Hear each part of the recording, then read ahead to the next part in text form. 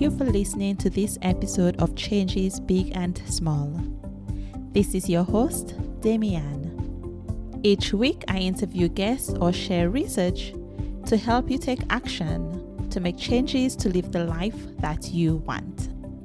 In this season, the focus is on self-acceptance. I started off the season last week with an interview with Claudia Ira Gan.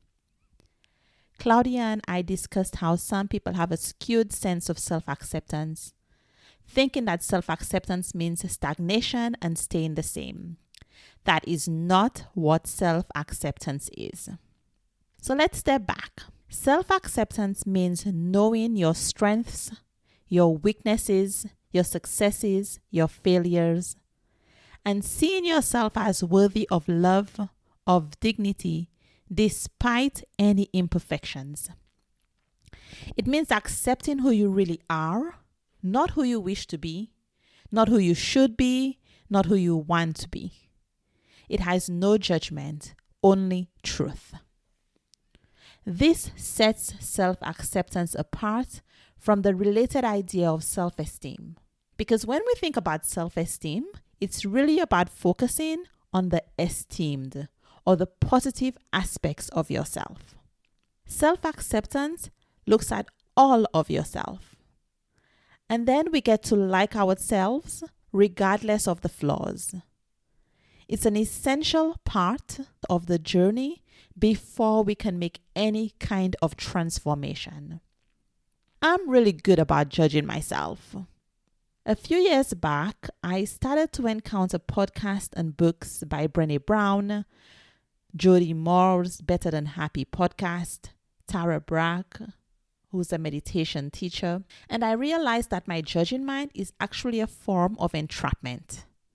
It narrows my vision with a focus on what is missing, while ignoring what is right there in front of me. Has that ever happened to you? When I realized this is when I noticed that self-acceptance is about being present to what's right here. When we find things that we can celebrate, when we recognize our strengths and abilities, as well as our failures, we can start to act from a place of our strengths. We can start to increase our vibrational energy and approach changes and progress from that place. It does not hold us back as some people expect it to.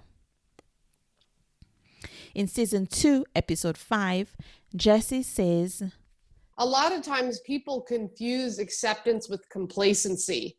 They think if I just accept myself for where I am, then that means I'm just going to stay still and stuck.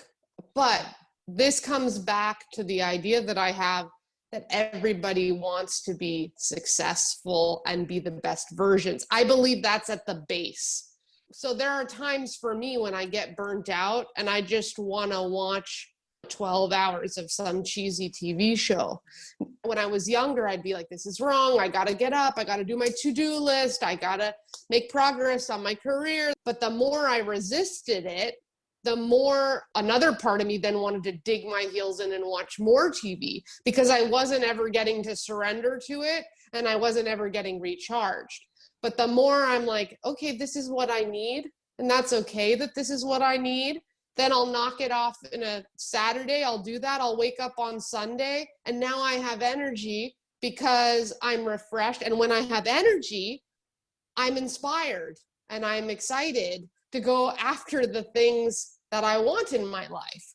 So acceptance, there's a lot of different aspects, but that's one of them where I just believe it's important to really listen to yourself and hear what you need and take care of yourself because it will open up your motivation. And a part of it is also that I think everyone should have some sort of goal they're working towards so that when the inspiration or the motivation comes, you know where to put your energy. So we can see that self-acceptance allows us to access our creativity, our motivation, our joy, so that we can have more of what we want in our life, so that we can make progress. So then what affects our self-acceptance? When you were a baby, same as me, it was really easy for us to accept ourselves. We didn't have any social conditioning yet. We weren't aware of any judgments from our parents, from our family members, our peers, our social groups. But over time, we started to realize that people treated us differently based on different ways that we acted, that sometimes people deemed us worthy of love, affection, based on some sort of conditions. And then we started judging ourselves through the eyes of other people. As other people started to highlight our shortcomings, or as we found them ourselves by comparing ourselves to others, we began to find it harder and harder to accept ourselves. We started to think of ourselves as acceptable only to the degree where we could behave the right way, wear the correct clothes, say the expected things. This started with our parents with a variety of criticisms. Maybe you've heard that you're selfish or too loud, greedy, too emotional. Maybe you were the child that would cry easily or feel other people's emotions, and then you were called too sensitive. As we received those negative messages from those around us, we internalized many of them, and we started to heap on the self-reproach and negativity as well. When we want to belong to a group, we behave in ways that the group expects us to. In the last episode, Claudia explains the difference between self-acceptance and this external sense of belonging. There is a difference between belonging to fit in a group or in your family or in society or in your work environment. I think that is the first question you have to ask yourself. Are you looking for an environment where you will be accepted and be heard and seen as you are? Or is it something that you think you need to fit in because people expect it? So I think that's number one question for yourself. But in order to decide what the difference is and what you're really looking for is to fully embrace who you are at this point, regardless of your age, gender or identity, culture or status. We are all human beings. And this self-acceptance, I think, is one of the hardest things to learn, or one of the hardest practices, because that means that sometimes you can't meet expectations from your parents or your friends. It also asks from yourself to stand up for your own values, which can be very different from the environment or your peer groups. When it comes to self-acceptance, many people struggle with this part, I think. More people than we think. So I think that, and for me, it has always been a thing like belonging, because I always felt a kind of outsider or outlier, because I always had different opinions or visions about things, and I didn't feel accepted. I didn't feel seen at that time. But the more you can accept yourself and see what you really need and what your core values are, actually it doesn't matter if people accept you or not. Somehow there is this inner strength that it's stronger than other opinions. However, self-acceptance is not the same as self-improvement. Self-acceptance is not conditional on changing anything about ourselves. It is about recognizing who we are in each moment, both our strengths and our weaknesses. It means being okay with who we are. That doesn't mean we won't want to make any changes or make any progress, but rather that we realize we are whole and worthy regardless of any changes that we may choose to make. Self-acceptance also leads to greater happiness. When you accept yourself, your actions align with your beliefs because you're not trying to be somebody else or pretending. You act in ways that feel respectful of yourself and of those around you. Then you can start to look for and find things that you appreciate or even love about yourself. You can start to focus on more positive elements of life, savor the good, and make small actions towards progress for the things you want to change. These actions of recognizing the good, that gratitude, savoring and celebrating the good things, those all contribute to increased happiness. Even more importantly, if you accept yourself, you'll recognize that you are worthy of happiness and you will be better able to access that emotion. The concepts that are related to self-acceptance provide some clues of the ways that we can build it. To start, you can make a list of all the ways that you can show self-love and self-compassion. What do you need to forgive yourself for from the past? Journaling is a great way to explore these ideas and come up with some suggestions that are specific to yourself. To accept yourself, it is necessary to forgive yourself for the choices that other people didn't like, the ones you wish you hadn't made. Life is a journey. It's not linear. When we are tested and make mistakes, we grow, we make progress. We learn over time, and it's not helpful to judge our past behaviors from our new perspective. Often we are not the same person making the judgment as the person who did the action. The fact that we feel guilty for past behaviors indicates a willingness to change that behavior, but we can't go back. We can only live forward. So can you find it in yourself to empathize with who you were? To be able to show compassion and ultimately to release the guilt for your past mistakes? When you can do that, you can experience forgiveness and self-acceptance. Here are a few journaling prompts to help. What does self-acceptance mean to you? What does self-acceptance mean to you? When and how did you develop your judging voice? When and how did you develop your judging voice?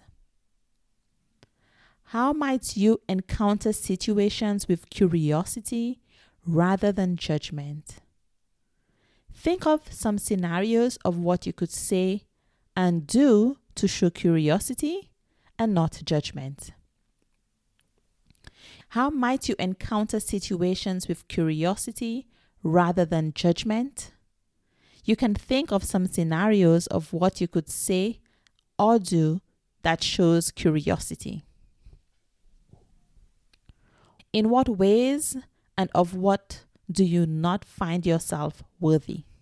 In what ways and of what do you not find yourself worthy? What are all the things that you like about yourself, that you do well, or that others appreciate about you? What are all of the things that you like about yourself, that you do well, or that others appreciate about you? For the things you don't like about yourself, in what ways have they protected you, provided solace, or tried to help you? For the things you don't like about yourself, in what ways have they protected you, provided solace, or tried to help you? What shame and guilt are you carrying around? How can you forgive yourself and let them go? Can you do it through empathy for your past self? By speaking to the people who were involved or by making amends? What shame and guilt are you carrying around? How can you forgive yourself and let them go? Can you do it through empathy for your past self By speaking to the people who were involved or by making amends? Who else do you need to forgive? And what do you need to do that? This could be journaling, therapy, or some other healing practice. Who else do you need to forgive? And what do you need to be able to do that? This could be journaling, therapy, or some other sort of healing practice. Everyone is imperfect and deserves forgiveness for past mistakes. Everyone is imperfect and deserves forgiveness for past mistakes. As you listen to me read that last sentence, what came up for you? You can discuss it with someone or journal about it. As you start to build acceptance through self-compassion and self-love, this will open you up to offer the same to the people around you, to be generally more compassionate and more loving. The weird thing is that when we are our worst critic, we tend to be critics of other people as well. One practice that can help with this is embodied awareness, which I talked to Sebene Selassie about in season 1. She talked about how we can show up for ourselves in any moment. I think embodied awareness is pointing to presence. So I think in any moment, we can simply connect to the body, connect to the feet on the floor, connect to our butts in the seat. So whether we're standing or sitting or laying down, really feeling that contact with the earth and with the ground underneath us. And right there, we have an opportunity to be present in a way that we aren't. We're usually drawn up into our thoughts and into our heads. And so reconnecting in that way, we can do that standing in line, sitting on a train or a bus. We can do it washing the dishes. Just really feeling our experience is so powerful. Here are 9 more ideas of activities to increase your self-acceptance. 1. Make a list of things that you enjoy doing and make some time to do one of them each day. 2. Come up with your favorite ways to be kind and tender to yourself. Practice them with your friends and family also. 3. Write a letter to yourself, releasing yourself of blame and regret, and expressing forgiveness. 4. Identify one friend who you trust and who you will talk to receive understanding and kindness. Spend some time talking to them regularly. 5. Explore your mistakes to see what you learned from them. Consider how you might be thankful for the lessons that you learned. 6. What's something that you've been putting off because you're waiting for perfection? Can you remove the requirement for perfection and take some action today? Are you able to stop waiting? 7. Work through some of the self-acceptance and forgiveness worksheets in the show notes.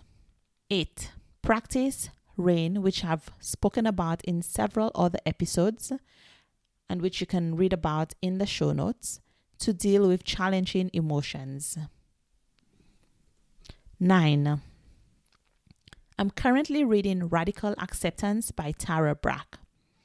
If you're interested, pick up a copy too, and you can join us in the Changes Big and Small Facebook community to discuss what you're learning in the book. To end today's episode, here is a quote by Tara Brach. Like a boundless sea, we have the capacity to embrace the waves of life as they move through us. Even when the sea is stirred up by the winds of self-doubt, we can find our way home. I really like this quote because I've been thinking about the concept of home a lot. I talked about that in previous episodes, and I also have a post on Changes Big and Small. If you've enjoyed listening to this episode, please share it with someone else and leave me a note or a comment. If you're listening on Spotify or Apple Podcast, please take a few seconds, a minute to provide a review. This helps other people find the podcast. I'm looking for guests on the topic of self-acceptance. If you have a personal story or if you would like to recommend someone else to be on the podcast, please contact me. contact@changesbigandsmall.com. Thank you for listening to this episode of Changes Big and Small. Remember, change begins with one small step. I wish you a lovely week.